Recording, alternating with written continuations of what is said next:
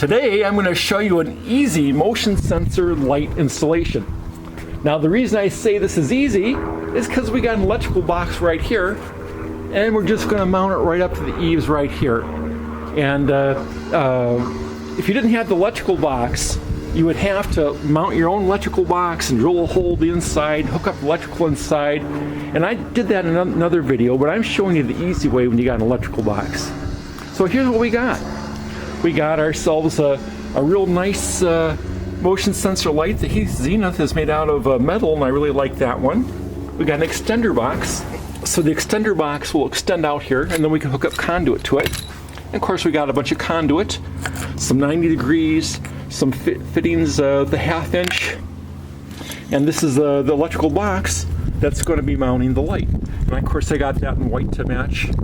And got wall anchors and screws and wire, and then a number of tools.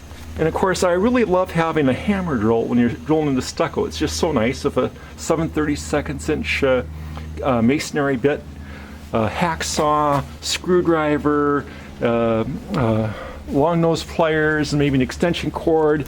And this should be everything we need to do the job. One is to turn off the breaker going to the outlet, and then we're going to put on the extension. Okay, I took this thing out, looked at it, and you know, I don't really like what I see. This is an old piece of junk thing from about 25 years ago, and you can kind of see how there's no screw terminals on the side, and it's basically used as quick connects. Now, if I wanted to use this, I could just take the wires that I'm planning to run here and just push one in one hole, push one in the other hole, and that would work. But I think I'll do it right. I'm gonna. These things are really cheap. Just buy a nice high quality one. Okay, we're going to put on the extension now, and I wanted to show you the extension comes with 2-inch number 6 screws. Now I've got a 2-inch screw in there, and you see how it doesn't even make it to the box. See, this is a problem when you have a stucco. You got a good more than 1/2 inch of stucco right here, and so the screws don't make it. And I've had this happen on a lot of my electrical stuff on a stucco house. So I'm going to have to go down to the hardware store and buy some 2.5 inch number 6 bolts for this thing to work. Here's the electrical box I have to mount the light on the side of the building. Well, X marks the spot. Pick something that's like right in the middle, make it look good. And anyway, there's 5 holes in there. And since I want to make it look really good, I'm going to drill a hole and use the back. So I got a nice wood bit. I'm going to drill a hole and we'll try mounting it through the back. Okay, I got all the pieces cut to fit, measured. It's all dry fit. Now we're ready to put the wire inside there and glue this thing together. And now it's time to install the conduit clamps. Of course, I had a level and a tape measure and what have you. Tried to be real careful. You can kind of see X marks the spot. And I took a center punch and I put a little hole here and a little hole here. And that way the drill bit does not wander when you go to drill the holes. I just want to show you how awesome it is using a hammer drill. See, here we go.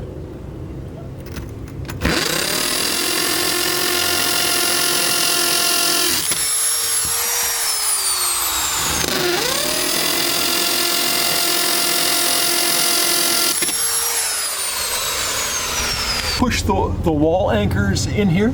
Got the 2 there and the 2 up here. Now we're all set. Okay, I put the wire in the conduit and ran it all through there. And now we can glue everything together and screw it in place. Now I just wanted to point out that I'm using Romex, what they call 14-2 Romex, going through conduit, and there is no electrical code against that. There's an old wives' tale going around saying you can't use Romex going through conduit and you have to use single conductor wires, but that's simply not true. Yeah, I got some gray PVC cement, and since we have gray pipe, I thought that'd be a good color.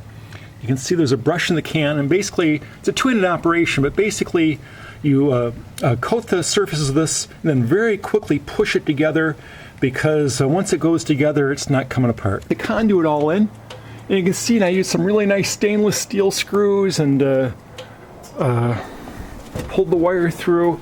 So anyway, I wanted to show you what a good electrical socket's all about. Remember I showed you the original socket was a piece of junk. You get those things for like $1.20 or something like that. This one's a few dollars more, But this is, I guess they call it like a commercial quality. And you can see it's much more substantial. Has a big metal steel frame going along the back there to make it nice and solid. The contacts, these aren't pushing contacts. You keep the wire straight. You can kind of see that little hole right there. The wires just go in there straight, and then you clamp them down. So you don't have to bend the wires around terminals. And I really hate those quick connects because I think they're very unreliable. So anyway, these things are a few dollars more, but I highly recommend, if you're going to do this job, you might as well use good stuff. Really like this Zenith motion sensor light. What a high quality unit. You can see there's a little hanger, see this little piece of clear plastic right there? Right now I've got that going through the main mounting hole just to hang it up here temporarily, which is a neat little feature they give you. You hook up the, first of all, you got to hook up the ground wire. I like to have the ground wire to the metal case of the box, but there is a green thing right there. You could do it there, but it's a lot nicer on the box. And then we hook the black wire to the black wire, which is the hot, and then the white wire to the white wire, which is the neutral. And make sure you have the gasket. See how the gasket in between the wires? Don't forget that. And now we just take out the hanger and put the screw in, and we are all done. Okay, we make sure you got the gasket evenly positioned.